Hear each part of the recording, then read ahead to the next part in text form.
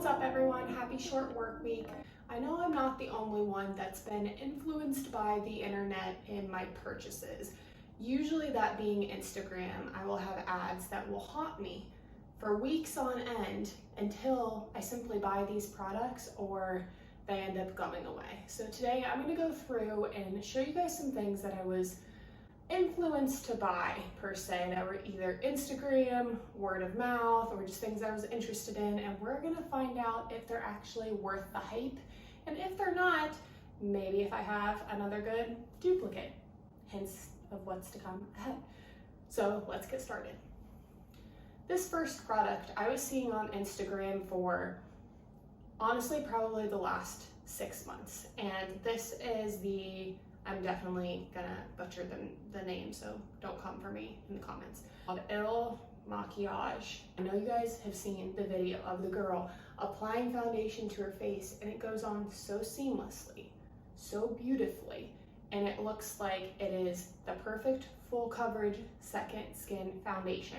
And I'm the kind of person that buys makeup maybe once or twice a year, so I was about due for a new concealer, foundation, mascara, just the basic stuff. So I was like, okay, maybe the ads will stop if I actually buy this product. So I gave in, and they kind of suck you into with a try it and you don't buy it initially, and then it charges you after like 14 days or something. I'll put all the specifics in here, but they won't charge you until a couple weeks in to make sure that you like it. And if you don't like it, you can send it back.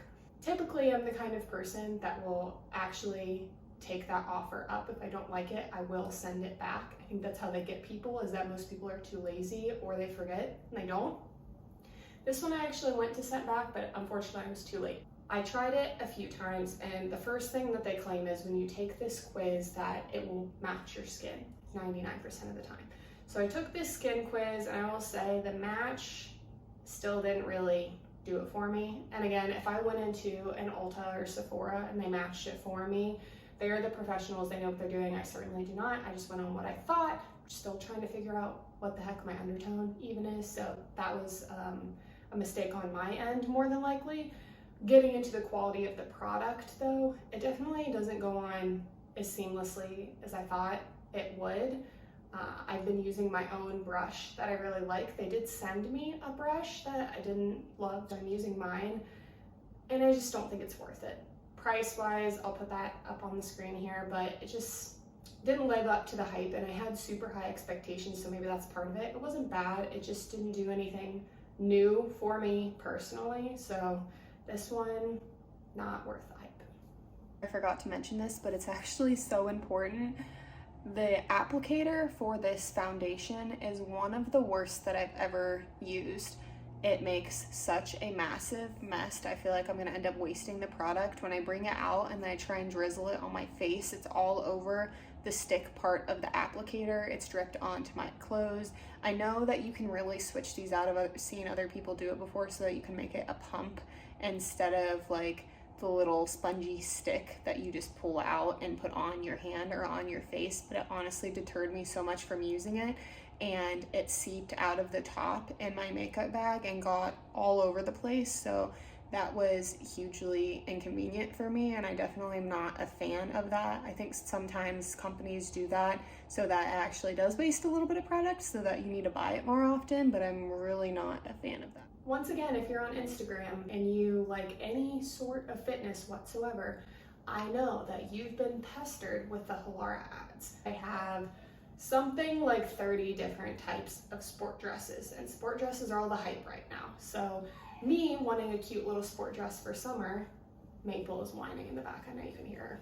I was like, okay, I'm gonna get one of these cute little dresses, and it looked really good on all the models, and so I figured I would give one a try. Highlights of the dress. Number one, it's incredibly stretchy, so if you end up being interested in this, you can definitely go true to size or size down. The back is this strappy detailing. It does not have adjustable straps, although the tie on the back is adjustable.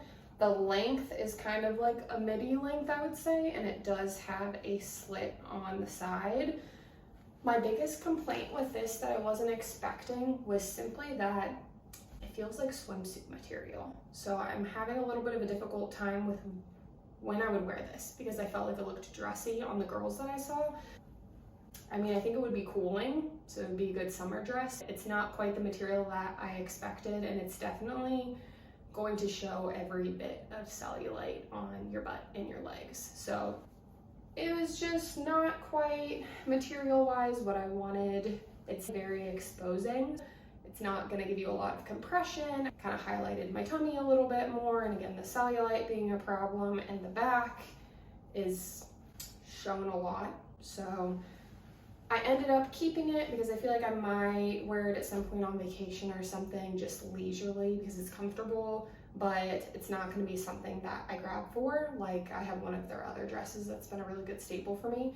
I think the biggest problem was just that the style didn't really flatter me super well. Coverage on the front and the bust pads, one of the best things that they did for this. They are removable pads, so you can take them out, but I like them. And they're pretty good quality pads, and it gives you really good coverage on the front. Again, if you're another basic girl, I know you've seen the ads for Base on Instagram. This is Shea's luggage line that I've been seeing everyone purchasing. The thing that really drew my attention is the matching sets. This is their weekender bag. They have a carry-on bag, and then they have a check-in bag, they have little cosmetics bags, and they all match, and they have different sets of colors. So this is the Atlas pink, and they also have a whole set of olive, black, navy. They do kind of seasonal colors. So I was like, oh, how cute would it be to travel with all of my matching items? So I finally gave in. This bag is really nice because it is very large. It will open up kind of into this like square shape, and then you're gonna have the pocket on the side, which is great to fit a laptop.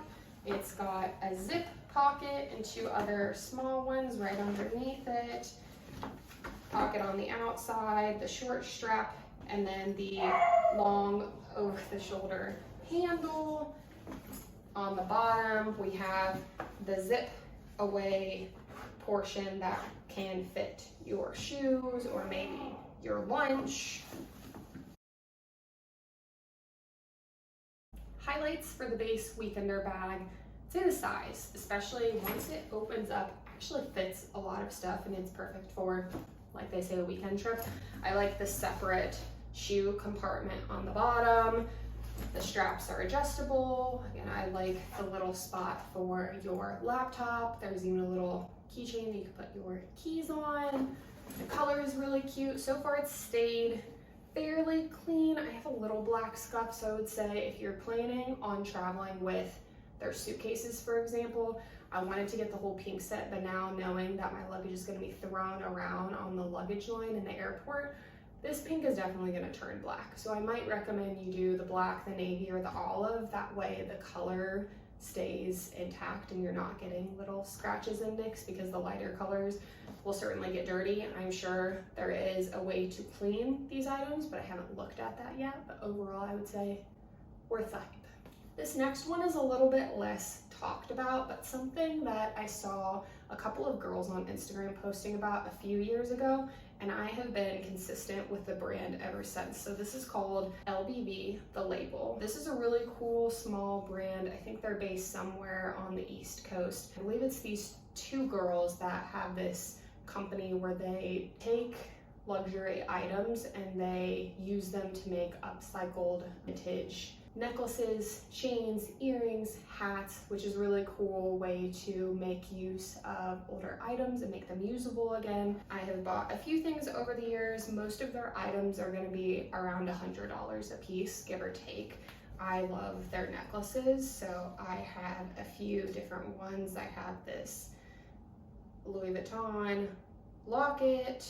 Again, they're upcycled vintage, so they always claim that they can have a little bit of natural wear to them. I also have this Chanel pendant, which is beautiful. They have kept up really well. And then lastly, I have this other Chanel pendant that has little pearls plated on top. So their logo is, forget what you heard, the sexy, self-assured feeling of luxury doesn't have to be exclusive. So it's a really cute, fun way to have some nicer items at a reasonable cost. It's a great gift for a friend. We love shopping small business, so what a great way to support a female-owned company. Overall, very cute, affordable for what you're getting, really unique items. They usually have drops maybe once a month, so you have to kind of keep your eye out for them because they will sell out. They do sometimes bring the same products back, but I love the fact that it's kind of a like unique batch made for you, and you can get kind of a specialized item that really not a lot of other people are wearing because again, it's an upcycled vintage, so it has kind of their own edge to it. I would say worth the hype. This last one is one of the ones I'm most excited about simply because everyone can use it and it's very accessible, and this is the one item that I originally bought something and then I ended up finding another item that was just so much better. I had seen people posting about these Johnny Pops. They're like the little ice lollies that are organic, not going to have the artificial colors in them, which are known to be inflammatory and not good for your body. So it's simple ingredients only. This pack comes with 24 freezer pops in cherry, grape, and fruit punch. I got these at Target. I'll put the price on here, but I believe I spent $10 for this pack of 24 pops. It also says top 8 allergen free. If you're looking for safer foods for your kids too, this is a really nice summer option. The ingredients are longer than I anticipated, but again, they're not gonna have the artificial coloring in it. They're gonna use actual fruits and fruit and vegetable juices to get the color, which is really nice. So I bought these first, and they were really just kind of icy and the flavor wasn't great, which was disappointing because $10 for a bag of these. The cheaper ones you can get at the store, you can get a giant bag for like $1. Again, quality of product, I get that, but it did not really impress me. And then I was at Trader Joe's like the next day or two, and I saw their organic freezer pops. And I was like, oh my gosh, maybe I should try those. So these are 10 pops for around $3. So I'm gonna do the math on those, what it comes out to be per ice pop. These are orange berry and cherry limeade, 100% juice, and the Target ones are 10% juice. No artificial colors, just simple ingredients. When I got these ones, I knew as soon as I took the first bite, they were so good, just melted in my mouth. They were really soft. The flavors were much better. So 10 out of 10, I would recommend these ones way more. I have not seen anyone post about these. I think it was new at Trader Joe's and I haven't seen them since, but I didn't look that close. So I don't know if they were really popular and they sold out. I can say I've seen a lot of people talk about these ones and I do not think they were worth the price, and they didn't even taste very good, so I wouldn't have bought them again. So if you're looking for a great alternative, you can find these at your closest Trader Joe's, and I would definitely recommend. They were excellent, worth the hype. Maple, come. Come on, baby. Maple, do you want a treat? Maple, come. Come on. Good girl. Sit down. Good girl. Thank you for the paw. These are not necessarily something that I saw online, but just personal experience at our dog store. Chris and I ended up stumbling upon. Maple will do anything for a good treat, and we've been doing so much training with her recently. We really needed something that motivated her. And here I have 3 different bags of treats from the brand called Spot Farms. We try and do really healthy ingredients in her food as well as in her treats, and these, as you can tell, are something that she really loves. This one is the turkey meatball recipe with cranberries. They're soft, so there's not really any mess to them, and they're excellent for training. I would break them into smaller pieces or just as a reward. She can be kind of picky, and we've had great luck with all 3 of these. This one is the chicken jerky. This one, as well as the chicken apple sausage, are probably her 2 favorite treats of all time. So we are gonna be keeping all 3 of these in stock. They're made in the USA. It's all natural, human grade, no corn, wheat, or soy, which are just filler ingredients for your dog food if you didn't know that. made with real apples in this one, chicken raised without antibiotics. So there's not a whole line of ingredients or stuff that's gonna upset her stomach because she does have a very sensitive stomach. I didn't give you one of these, so I guess you can have one. Now, if you're looking for a great treat for your pup, then I would definitely recommend Spot Farms. I don't know if they have other flavors, but these ones have been absolutely amazing for her and she loves them so much. Paw, kiss. Okay. That's all we've got for today. I hope you guys enjoyed, and Maple and I will see you in the next video. Bye. Say bye-bye.